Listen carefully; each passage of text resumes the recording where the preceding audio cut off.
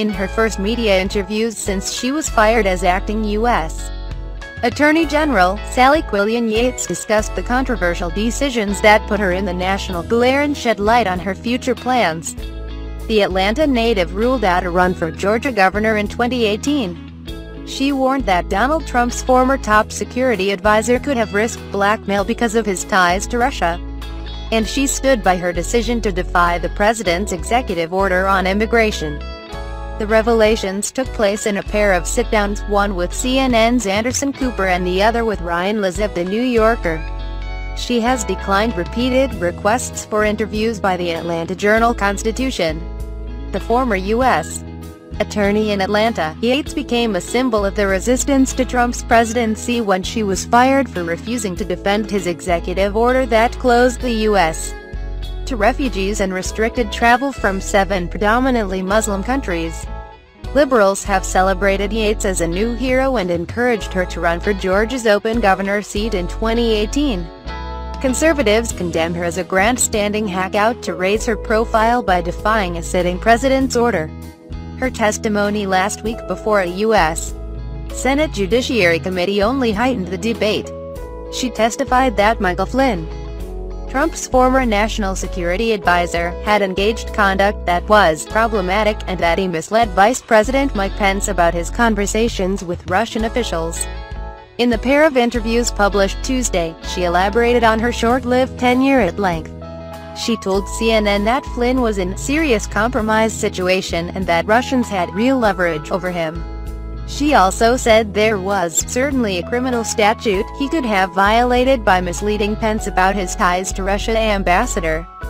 And in the New Yorker interview, she quipped that she expected her tenure at the top of the Justice Department to be an uneventful few weeks as she waited for the U.S.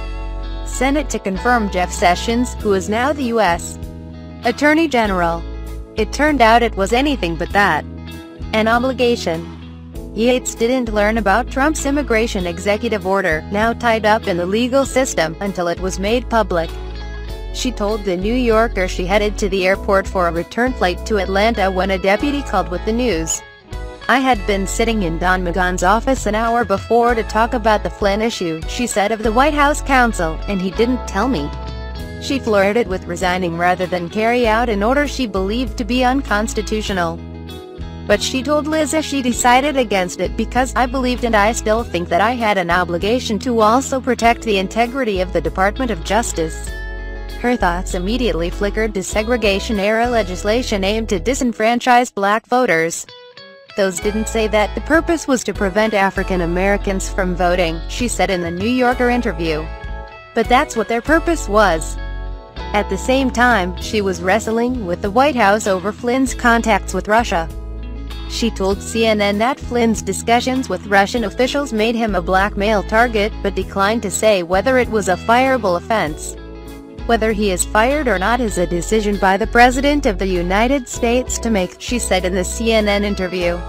"But it doesn't seem like that's a person who should be sitting in the National Security Advisor position. I am not running." Yates did not say exactly what she will do next, but she made clear, unequivocally, she will not run for governor in 2018. Several leading Georgia Democrats, including Atlanta Mayor Kasim Reed, had long tried to recruit her. And many Republicans quietly worried that she would be difficult to beat. "I am totally ruling out the governor's race. I am not running for governor," she told The New Yorker. Her decision comes as little surprise, largely because she didn't drop a single breadcrumb about a gubernatorial run over the last few months. It's a relief to 2 other Democrats circling the race. House Minority Leader Stacey Abrams has already filed paperwork to run, and State Rep. Stacey Evans is said to be seriously considering a race. A trio of Republicans, Casey Cagle, Hunter Hill and Brian Kemp, are also in the race, and more could soon join. Still, Yates left the door open for an electoral bid down the road, saying she wants to give something more back. Among the possible vacancies, U.S. Sen. David Perdue's seat in 2020. Yates might also decide to make a gubernatorial bid 2 years later if a Republican wins the race next year to succeed a term-limited Nathan Deal. "I recognize that I may have a voice that I didn't have before," she said in the New Yorker interview. "And part of what I want to be able to do is to figure out how I can responsibly use that voice in a way to impact things that I think really matter. I just don't know what form that takes." Thanks for watching.